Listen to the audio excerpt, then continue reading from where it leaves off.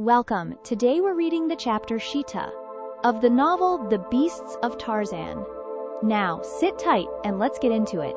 The next few days were occupied by Tarzan in completing his weapons and exploring the jungle. He strung his bow with tendons from the buck upon which he had dined his first evening upon the new shore, and though he would have preferred the gut of SHEETA for the purpose, he was content to wait until opportunity permitted him to kill one of the great cats.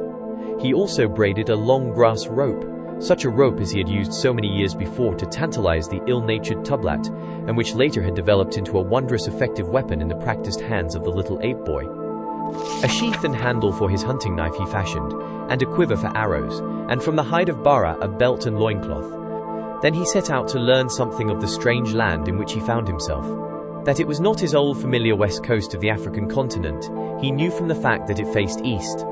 The rising sun came up out of the sea before the threshold of the jungle. But that it was not the east coast of Africa he was equally positive, for he felt satisfied that the Kincaid had not passed through the Mediterranean, the Suez Canal and the Red Sea, nor had she had time to round the Cape of Good Hope, so he was quite at a loss to know where he might be.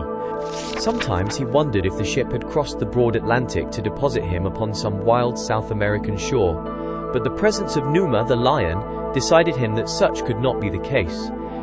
As Tarzan made his lonely way through the jungle paralleling the shore, he felt strong upon him a desire for companionship, so that gradually he commenced to regret that he had not cast his lot with the apes. He had seen nothing of them since that first day, when the influences of civilization were still paramount within him. Now he was more nearly returned to the Tarzan of old, and though he appreciated the fact that there could be little in common between himself and the great anthropoids, still they were better than no company at all. Moving leisurely, sometimes upon the ground and again among the lower branches of the trees, gathering an occasional fruit or turning over a fallen log in search of the larger bugs, which he still found as palatable as of old, Tarzan had covered a mile or more when his attention was attracted by the scent of SHEETA upwind ahead of him. Now SHEETA, the panther, was one whom Tarzan was exceptionally glad to fall in with, for he had it in mind not only to utilize the great cat's strong gut for his bow, but also to fashion a new quiver and loincloth from pieces of his hide. So, whereas the ape-man had gone carelessly before, he now became the personification of noiseless stealth. Swiftly and silently he glided through the forest in the wake of the savage cat, nor was the pursuer, for all his noble birth, one whit less savage than the wild fierce thing he stalked. As he came closer to SHEETA, he became aware that the panther on his part was stalking game of his own, and even as he realized this fact there came to his nostrils, wafted from his right by a vagrant breeze, the strong odor of a company of great apes.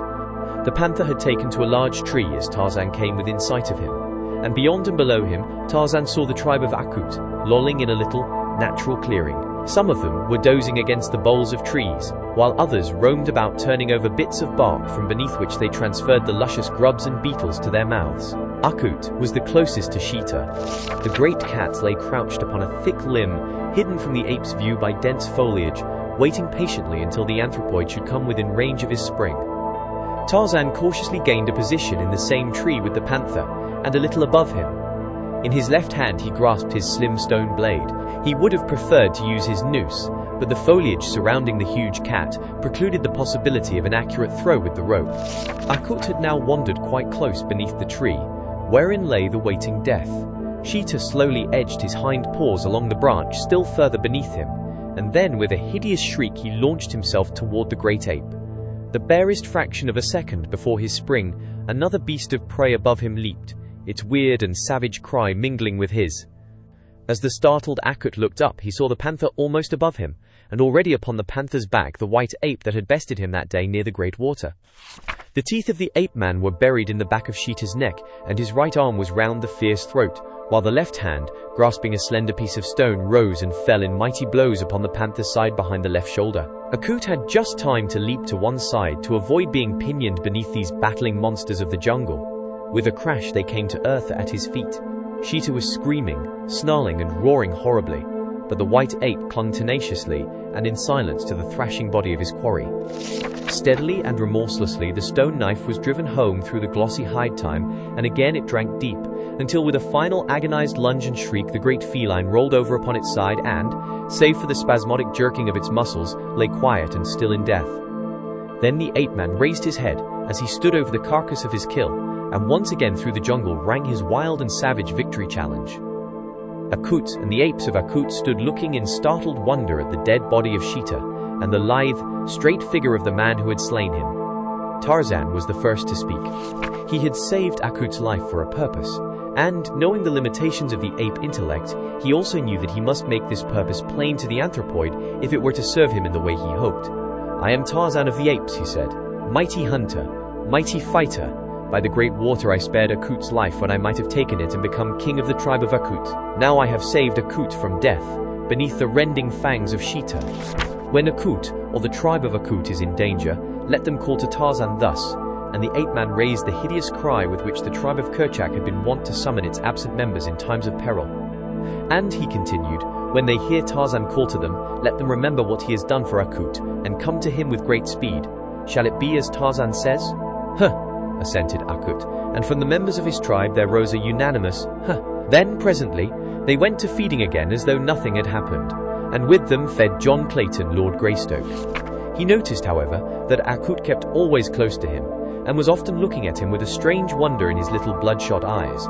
And once he did a thing that Tarzan, during all his long years among the apes, had never before seen an ape do.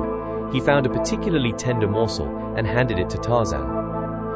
As the tribe hunted, the glistening body of the ape-man mingled with the brown, shaggy hides of his companions. Oftentimes they brushed together in passing, but the apes had already taken his presence for granted, so that he was as much one of them as Akut himself. If he came too close to a she with a young baby, the former would bare her great fighting fangs and growl ominously, and occasionally a truculent young bull would snarl a warning if Tarzan approached while the former was eating. But in those things the treatment was no different from that which they accorded any other member of the tribe. Tarzan, on his part, felt very much at home with these fierce, hairy progenitors of primitive man. He skipped nimbly out of reach of each threatening female, for such is the way of apes, if they be not in one of their occasional fits of bestial rage. And he growled back at the truculent young bulls, baring his canine teeth even as they. Thus easily he fell back into the way of his early life, nor did it seem that he had ever tasted association with creatures of his own kind. For the better part of a week he roamed the jungle with his new friends, partly because of a desire for companionship, and partially through a well-laid plan to impress himself indelibly upon their memories, which at best are none too long. For Tarzan, from past experience, knew that it might serve him in good stead to have a tribe of these powerful and terrible beasts at his call. When he was convinced that he had succeeded to some extent in fixing his identity upon them, he decided to again take up his exploration. To this end, he set out toward the north early one day, and, keeping parallel with the shore, traveled rapidly until almost nightfall. When the sun rose the next morning, he saw that it lay almost directly to his right, as he stood upon the beach instead of straight out across the water as heretofore, and so he reasoned that the shoreline had trended toward the west. All the second day he continued his rapid course, and when Tarzan of the apes sought speed, he passed through the middle terrace of the forest with the rapidity of a squirrel. That night, the sun set straight out across the water opposite the land, and then the ape-man guessed at last the truth that he had been suspecting. Rokov had set him ashore upon an island.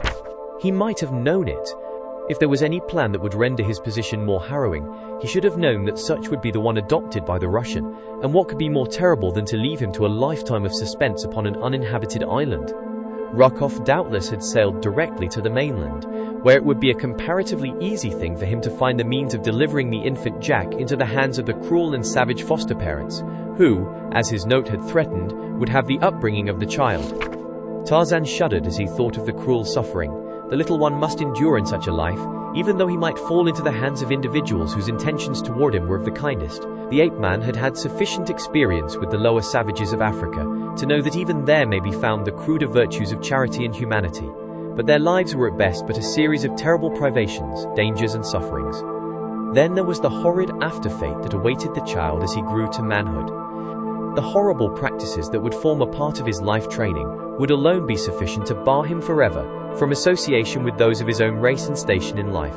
A cannibal, his little boy a savage man-eater, it was too horrible to contemplate. The filed teeth, the slit nose, the little face painted hideously. Tarzan groaned. Could he but feel the throat of the rust fiend beneath his steel fingers? And Jane, what tortures of doubt and fear and uncertainty she must be suffering. He felt that his position was infinitely less terrible than hers, for he at least knew that one of his loved ones was safe at home, while she had no idea of the whereabouts of either her husband or her son. It is well for Tarzan that he did not guess the truth, for the knowledge would have but added 100-fold to his suffering, As he moved slowly through the jungle, his mind absorbed by his gloomy thoughts, there presently came to his ears a strange scratching sound which he could not translate. Cautiously he moved in the direction from which it emanated, presently coming upon a huge panther pinned beneath a fallen tree. As Tarzan approached, the beast turned, snarling toward him, struggling to extricate itself. But one great limb across its back, and the smaller entangling branches pinioning its legs, prevented it from moving but a few inches in any direction. The ape-man stood before the helpless cat, fitting an arrow to his bow that he might dispatch the beast that otherwise must die of starvation. But even as he drew back the shaft, a sudden whim stayed his hand. Why rob the poor creature of life and liberty, when it would be so easy a thing to restore both to it? He was sure from the fact that the panther moved all its limbs in its futile struggle for freedom, that its spine was uninjured, and for the same reason he knew that none of its limbs were broken. Relaxing his bowstring, he returned the arrow to the quiver, and, throwing the bow about his shoulder, stepped closer to the pinioned beast. On his lips was the soothing, purring sound that the great cats themselves made when contented and happy. It was the nearest approach to a friendly advance that Tarzan could make in the language of SHEETA. The panther ceased his snarling, and eyed the ape-man closely. To lift the tree's great weight from the animal, it was necessary to come within reach of those long, strong talons. And when the tree had been removed, the man would be totally at the mercy of the savage beast. But to Tarzan of the Apes, fear was a thing unknown. Having decided, he acted promptly. Unhesitatingly, he stepped into the tangle of branches close to the panther's side, still voicing his friendly and conciliatory purr. The cat turned his head toward the man, eyeing him steadily, questioningly. The long fangs were bared, but more in preparedness than threat. Tarzan put a broad shoulder beneath the bole of the tree, and as he did so, his bare leg pressed against the cat's silken side, so close was the man to the great beast. Slowly, Tarzan extended his giant thews. The great tree with its entangling branches rose gradually from the panther, who, feeling the encumbering weight diminish, quickly crawled from beneath. Tarzan let the tree fall back to earth, and the two beasts turned to look upon one another. A grim smile lay upon the ape-man's lips, for he knew that he had taken his life in his hands to free this savage jungle fellow. Nor would it have surprised him had the cat sprung upon him the instant that it had been released, but it did not do so. Instead, it stood a few paces from the tree, watching the ape-man clamber out of the maze of fallen branches. Once outside, Tarzan was not 3 paces from the panther. He might have taken to the higher branches of the trees upon the opposite side, for SHEETA cannot climb to the heights to which the ape-man can go. But something, a spirit of bravado perhaps, prompted him to approach the panther as though to discover if any feeling of gratitude would prompt the beast to friendliness. As he approached the mighty cat, the creature stepped warily to one side, and the ape-man brushed past him within a foot of the dripping jaws, and as he continued on through the forest, the panther followed on behind him, as a hound follows its heel. For a long time, Tarzan could not tell whether the beast was following out of friendly feelings, or merely stalking him against the time he should be hungry. But finally he was forced to believe that the former incentive it was that prompted the animal's action. Later in the day, the scent of a deer sent Tarzan into the trees, and when he had dropped his noose about the animal's neck, he called to SHEETA, using a purr similar to that which he had utilized to pacify the brute's suspicions earlier in the day, but a trifle louder and more shrill. It was similar to that which he had heard panthers use after a kill when they had been hunting in pairs. Almost immediately there was a crashing of the underbrush close at hand, and the long, lithe body of his strange companion broke into view. At sight of the body of Bara, and the smell of blood, the panther gave forth a shrill scream, and a moment later 2 beasts were feeding side by side upon the tender meat of the deer. For several days this strangely assorted pair roamed the jungle together. When one made a kill, he called the other, and thus they fed well and often. On one occasion, as they were dining upon the carcass of a boar that SHEETA had dispatched, Numa, the lion, grim and terrible, broke through the tangled grasses close beside them. With an angry, warning roar, he sprang forward to chase them from their kill. SHEETA bounded into a nearby thicket, while Tarzan took to the low branches of an overhanging tree. Here the ape-man unloosed his grass rope from about his neck, and as Numa stood above the body of the boar, challenging head erect, he dropped the sinuous noose about the maned neck, drawing the stout strands taut with a sudden jerk. At the same time he called shrilly to SHEETA, as he drew the struggling lion upward until only his hind feet touched the ground. Quickly he made the rope fast to a stout branch, and as the panther, in answer to his summons, leaped into sight, Tarzan dropped to the earth beside the struggling and infuriated Numa, and with a long sharp knife sprang upon him at one side even as SHEETA did upon the other. the panther tore and rent Numa upon the right, while the ape-man struck home with his stone knife upon the other, so that before the mighty clawing of the king of beasts had succeeded in parting the rope, he hung quite dead and harmless in the noose. And then, upon the jungle air there rose in unison, from two savage throats, the victory cry of the bull-ape and the panther, blended into one frightful and uncanny scream. As the last notes died away in a long-drawn, fearsome wail, a score of painted warriors, drawing their long war canoe upon the beach, halted to stare in the direction of the jungle. Did you and to enjoy listen. today's chapter of The Beasts of Tarzan? Why not subscribe and ring the bell?